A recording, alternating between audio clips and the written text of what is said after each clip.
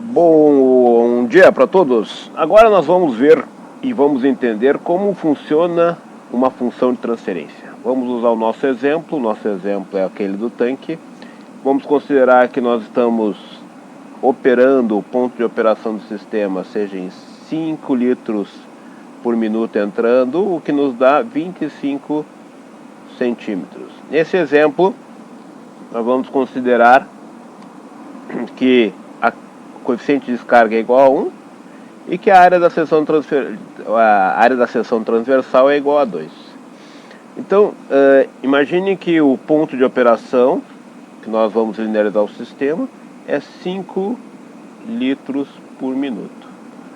Quando o sistema entra com 5 litros por minuto, o ponto estacionário corresponde a 25 centímetros, certo? Que é o que está aqui. A vantagem de fazer o coeficiente de descarga igual a 1, que a solução estacionária simplesmente é elevar ao quadrado a vazão de alimentação. Aí nós vimos que esse sistema, quando nós linearizamos, nos leva à seguinte função de transferência. Isso é o que nós vimos na aula passada. Nas aulas passadas, nós vimos que a função de transferência, nós temos o ganho dado por essa expressão aqui e o tal por essa aqui. Então a função de transferência fica dessa forma. É o que nós vamos usar aqui nessa aula. Então, vamos considerar então que nós linearizamos esse sistema nesse ponto, o que faz com que o modelo linearizado acabe sendo uma reta tangente a esse ponto, certo? E então esse valor aqui, de 5 litros por minuto, corresponde ao nosso F1 0.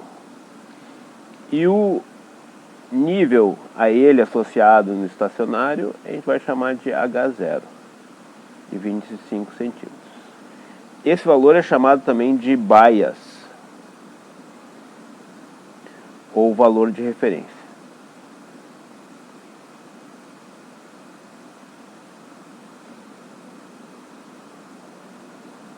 De referência ou base, certo? E a variável desvio será calculada em cima desses valores. Então, nós vamos passar agora, no momento que nós linearizamos o sistema, nós passamos a pensar nesse sistema não mais como F1 e não mais como H, mas sim como as variáveis desvios em relação a esses valores. Então nós deslocamos o eixo, o eixo agora está deslocado em cima do ponto onde nós linearizamos. E aí nós não pensamos mais em H e nem F1. Nós passamos a pensar em delta F1, onde o delta F1 nada mais é do que o F1 de T, que efetivamente entra no sistema, menos o valor base ou de referência, que no nosso exemplo é os 5 litros por minuto, certo? E isso vai gerar uma variação na saída, um delta na saída, uma variação em relação ao valor base ou de referência, que vai ser o H de T menos o H0, que no nosso exemplo corresponde a 25 centímetros. Não usamos mais as variáveis originais, mas trabalhamos com variáveis de referência. Essa é a ideia por trás. Então, uma função de transferência, ela vai transferir, vai converter uma variação, um delta, em relação ao valor base, que é o ponto de operação aonde nós linearizamos o sistema, numa variação ou desvio em relação à variável de saída. Então é isso que faz uma função de transferência, certo?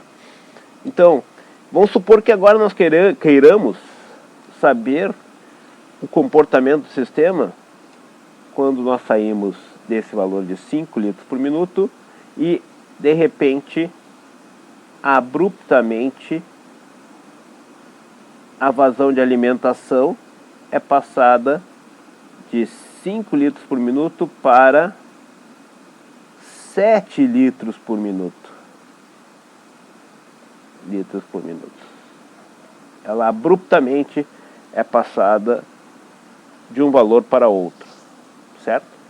E é isso que nós vamos agora usar a função de transferência para predizer o comportamento que o sistema irá ter quando nós passamos de um patamar de 5 para 7. Antes de mais nada, nós temos que ter e calcular a função de transferência. Para tanto, então, vamos fazer uso aqui da expressão que nós já obtivemos, em que a função de transferência corresponde a essa aqui. É uma função de transferência de primeira ordem, porque é originária de uma equação diferencial de primeira ordem. 2 raiz quadrada de 25, CD que é igual a 1, 2A, que é 2, vezes raiz quadrada de 25. Observem que a área da seção transversal só afeta a dinâmica, não afeta o ganho estático.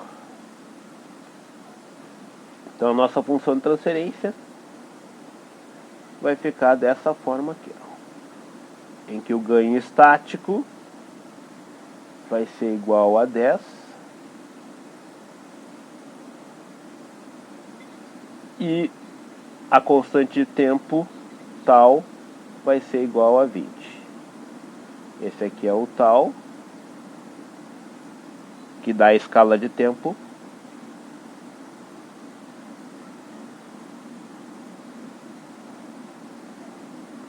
E esse aqui é o ganho estático.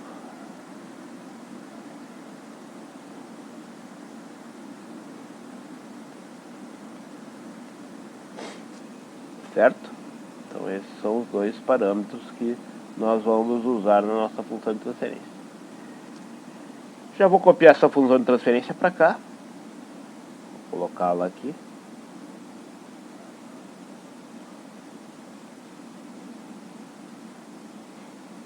De delta Fin para delta HS.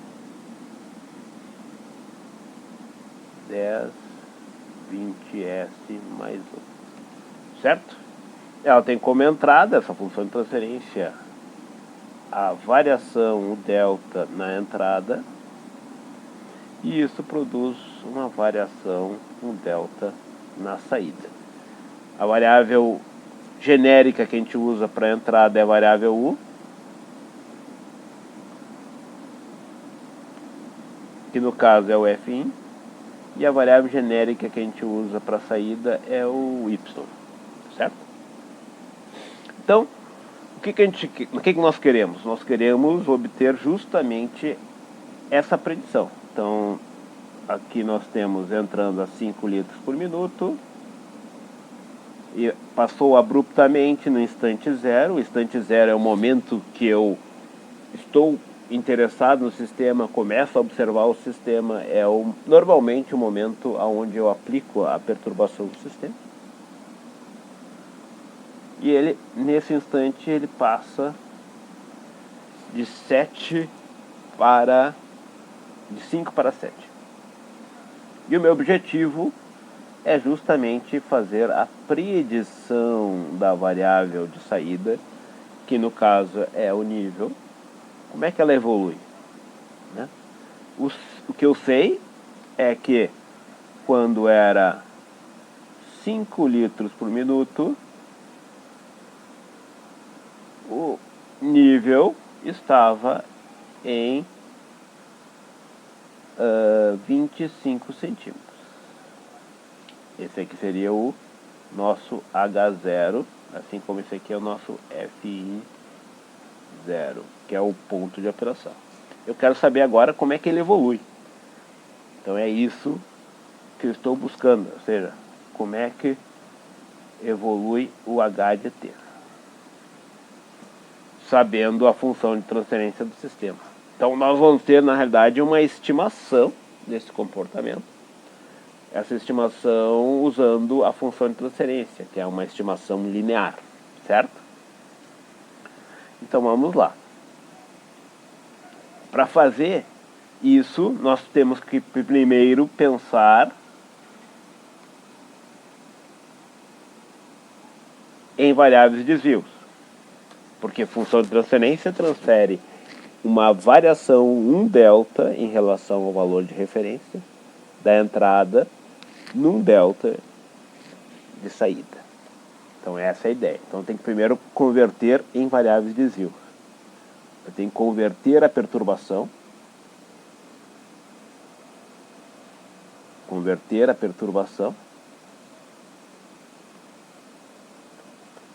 em variável de desvio.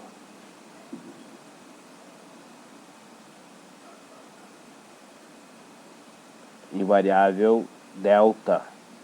Ou seja, tenho que converter isso em delta,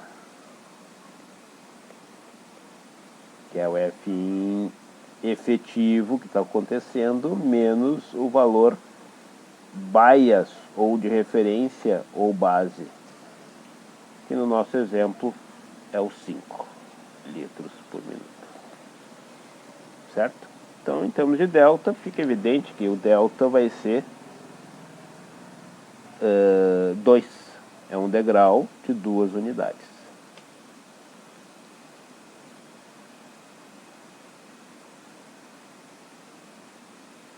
Em termos de F1, aqui vai ser o delta F1. Aqui é o T.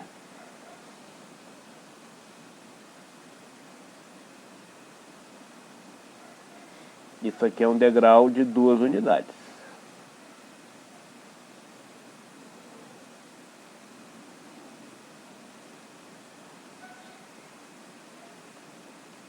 Isso aqui é 7 menos 5, igual a 2.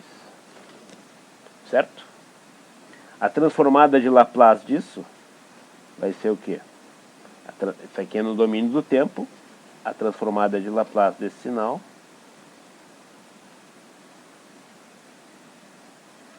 vai ser igual a 2, que é o tamanho do degrau, e o S, que o 1 sobre S é originário do degrau unitário.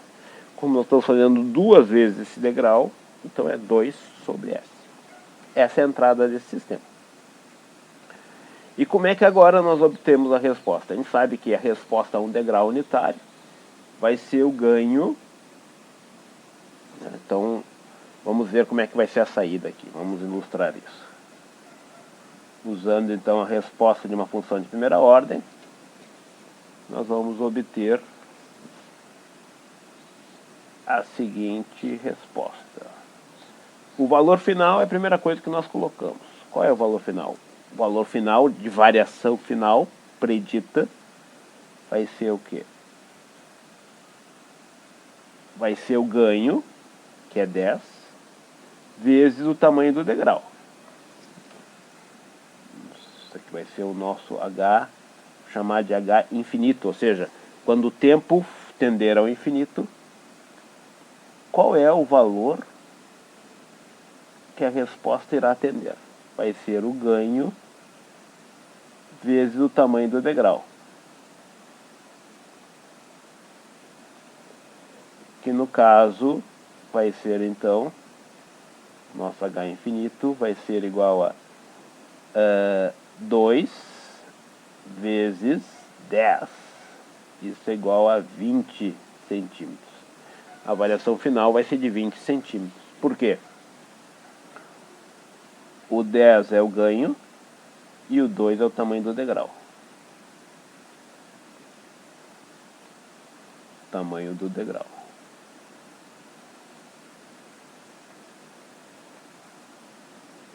Certo? E a escala de tempo, quem dá a escala de tempo? É a constante de tempo. 20, 40, que é 1 tal, 2 taus, 3 taus, 60, 4 taus, 80, e 5 taus, 100.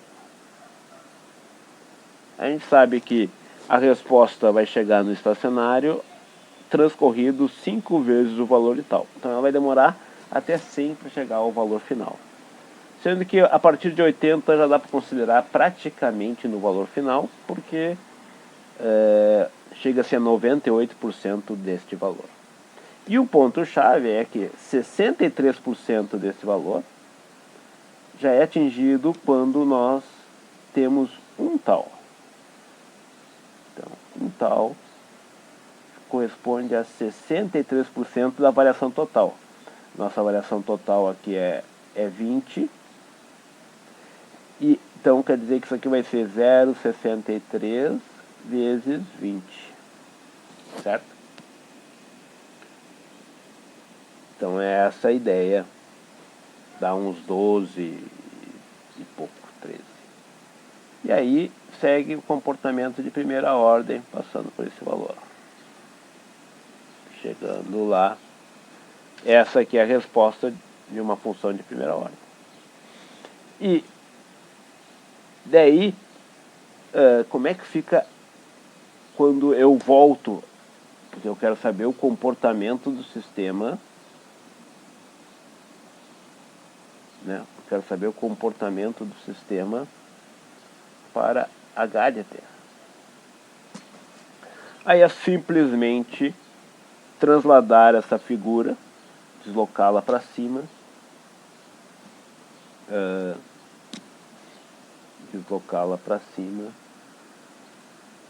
somando 25. Só isso. Aí o valor final vai ser o quê? O valor final vai ser 20 mais 25.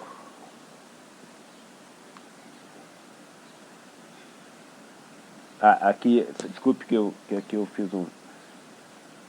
Aqui é a delta, né? Tudo aqui é delta. Tudo aqui é delta aqui embaixo. E aqui que é H infinito. O H infinito vai ser a delta H infinito mais o H0. Ou seja, 45 centímetros. Esse é o valor final. Esse é o valor final estimado pela função de transferência. E agora é só copiar essa figura.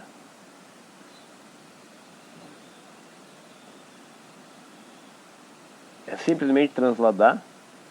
A escala de tempo é a mesma, 20, 40, 60, 80 e 100.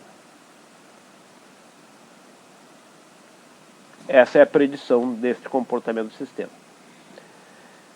Essa é a predição do modelo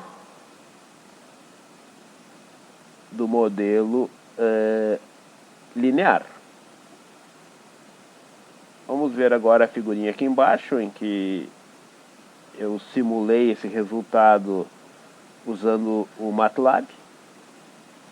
Então, essencialmente, essa aqui é a predição do sistema, simulado por MATLAB.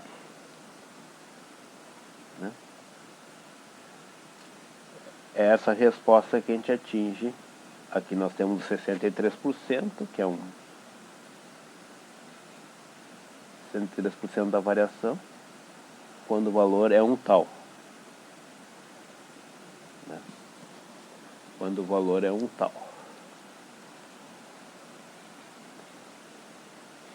E o valor final é justamente 2, porque o degrau foi de 2 vezes 10 igual a 20.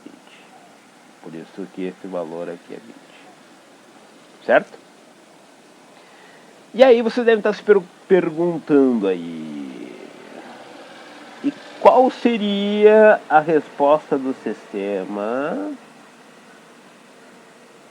caso eu simulasse esse sistema usando um simulador não linear. Essa é a predição que está aqui, é a predição linear. Vamos então recordar o que acontece. As soluções estacionárias desse sistema vão ser aquela parábola que nós já vimos. Para nossa comodidade é simplesmente ao quadrado, porque a gente considerou o coeficiente de descarga igual a 1. Isso aqui é uma parábola. Em 5 não tem erro nenhum, porque é onde a gente linearizou, 25. E quando a gente passa abruptamente para 7, 7 ao quadrado, 49. Certo? Quer dizer, então, que o modelo, e aqui a gente já tem uma ideia que para degraus positivos, o modelo linearizado vai dar um valor abaixo. Essa aqui é a predição do modelo linearizado. 45 centímetros. Essa aqui é a predição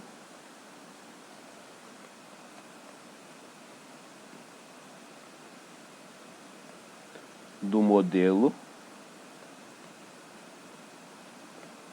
linearizado. Ou seja, o modelo linearizado vai predizer aqui, ó, esse valorzinho aqui.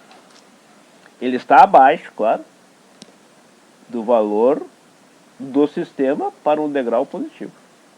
Notem que ele vai predizer então uma variação inferior. O valor efetivo para um degrau positivo seria 49. Então vou colocar aqui 49.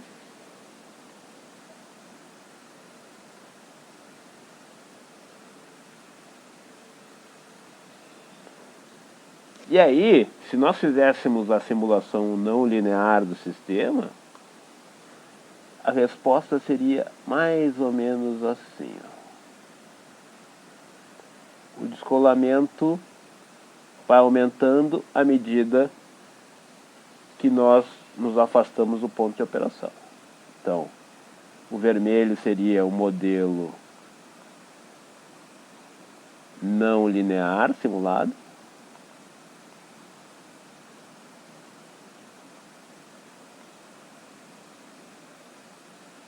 E o azul, o linearizado.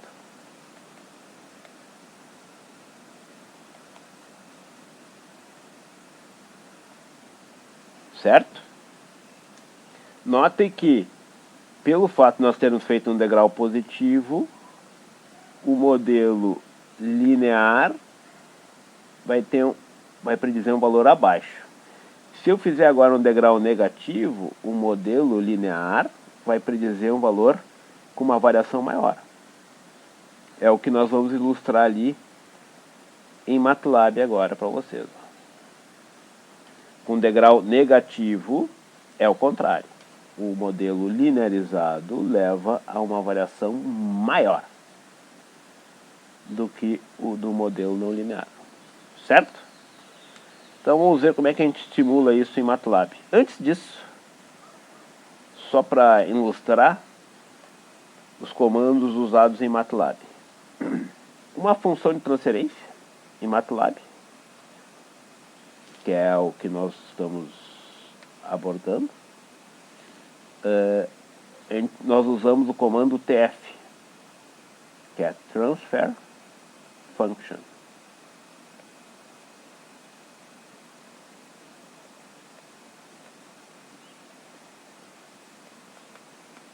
Isso é função de transferência para ser inserida no MATLAB. Aqui é o numerador, vírgula, denominador. O numerador e o denominador são inseridos na forma de um polinômio.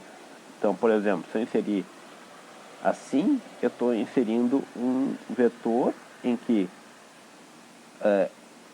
20s mais 1, certo? Então, isso aqui é o 20s mais 1. E aqui, como no numerador não tem nenhuma dependência de S, então simplesmente é 10. Entrando a função de transferência dessa forma, aqui está a função de transferência do sistema. Se eu fizer essa função aqui, step, isso aqui é um degrau unitário.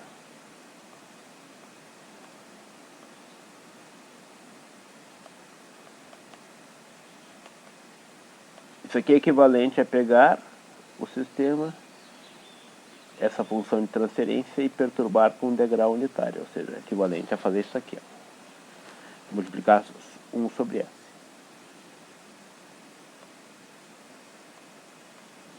E aí, fazendo essa função de transferência, você obtém essa resposta aqui, a um degrau unitário. A um degrau unitário, o valor final seria 10, e aqui está a escala de tempo.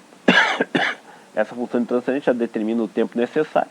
Note que a gente precisaria só simular até 100. Até 100 nós já chegamos ao novo valor estacionário, certo? O ganho separa a parte estática e o tal a escala de tempo, certo? Para obter os gráficos que estão ilustrados ali em cima, nós usamos esse outro conjunto de comandos no MATLAB. Nós simulamos a função, só que aqui até o instante tem 100. É o tempo de simulação.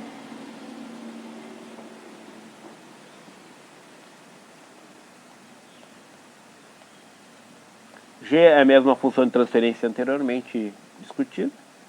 Então aqui é 100. Por que a gente fez 100? É 5 vezes tal. Não tem por que simular mais do que isso. A resposta do sistema vai estar no novo estacionário. No novo estacionário. Então a gente não quer simular desnecessariamente. E aí, essa função dá o retorno, que é a saída, y, e o tempo correspondente. E aí, aqui nós plotamos aquele gráfico correspondente ao DH de t, em termos de variáveis de desvios. E esse aqui nós plotamos o outro gráfico, que é deslocando de 25, que é o H de t. Certo? Então esse foi o comando utilizado para gerar aqueles gráficos que estão na figura acima. Vamos agora fazer justamente a comparação do modelo linear com o modelo não linear para esse sistema. Para isso, nós vamos usar o ICTools. O ICTools está no nosso material da disciplina. O ICTools, que é isso aqui. Para acessá-lo, basta vocês irem para o diretório MATLAB que está no Dropbox.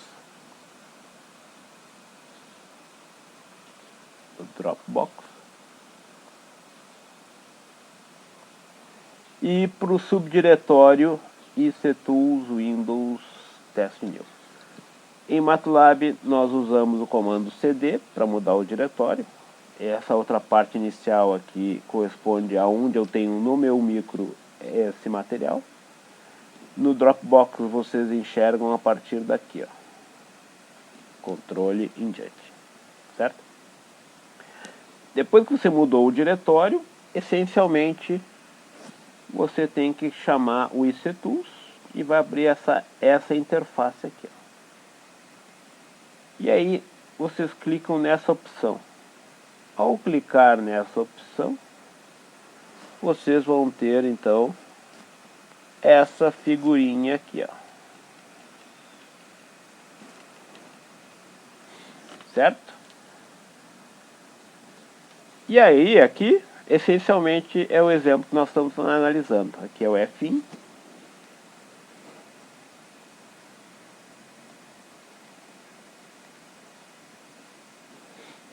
Estacionário, então aqui é só soluções estacionárias.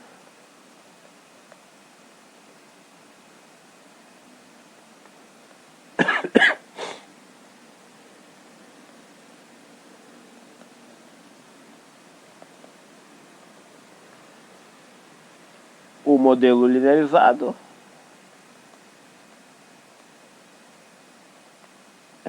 e o modelo não linear, que é a nossa parábola.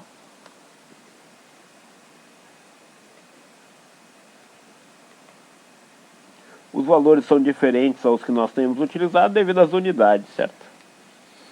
Então, só uma questão de unidades, mas o importante é o comportamento parabólico.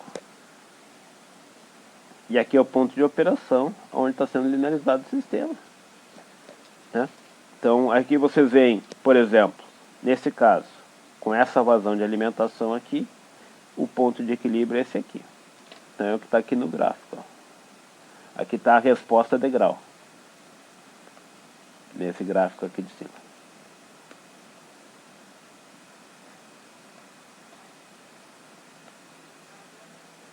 Degrau.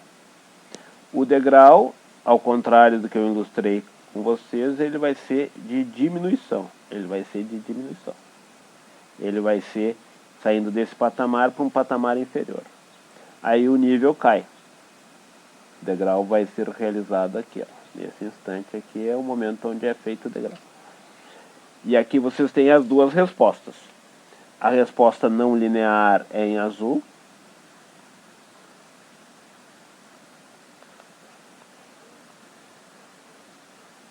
E a linearizada, ó, a predição do modelo linearizado é em vermelho.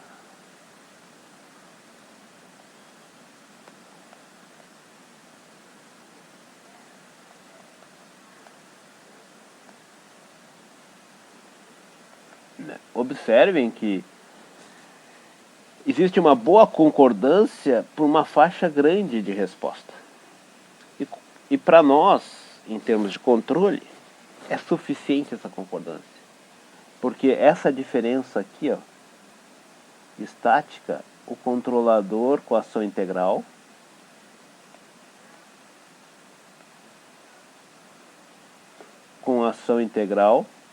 irá buscar.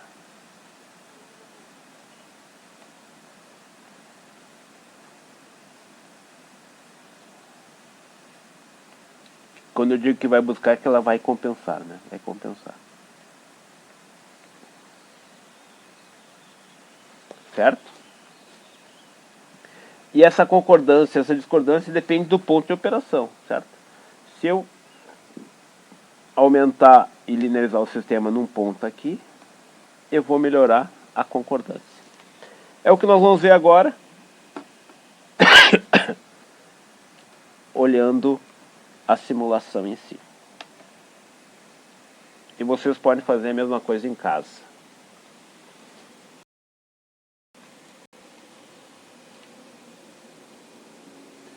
Certo? Então vamos lá em MATLAB. Eu vou mudar para o MATLAB agora.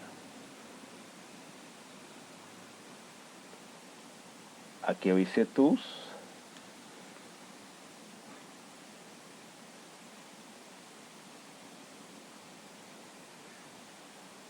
Aqui está a interface.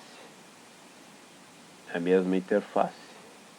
Só vou ajustar para ela ficar do tamanho da nossa gravação.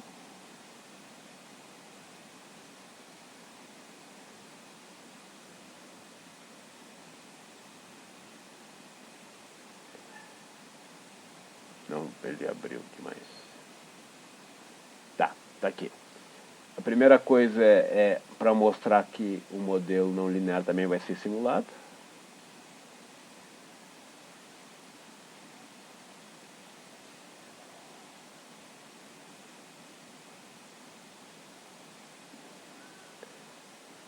E aqui, ó, estão vendo a região de concordância. O azul é o não linear e o vermelho é o linearizado. Eu vou diminuindo, vai aumentando a discrepância entre os dois.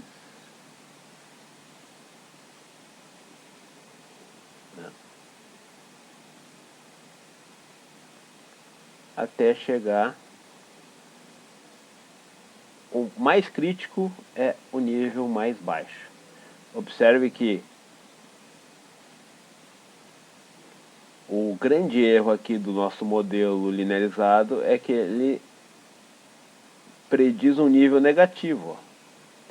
Enquanto que o não linear, devido a esse esvaziamento do tanque, ele tem nível 0. Então essa aqui é uma discrepância significativa, ou seja, quando o sistema satura, no caso de variáveis manipuladas, ou quando o sistema tem um limite físico alcançável, como no caso de termodinâmica, que a composição não pode ser maior que 1.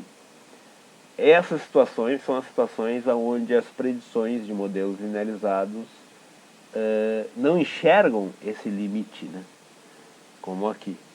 E aí são os pontos onde essa predição do linearizado pode ser mais crítica.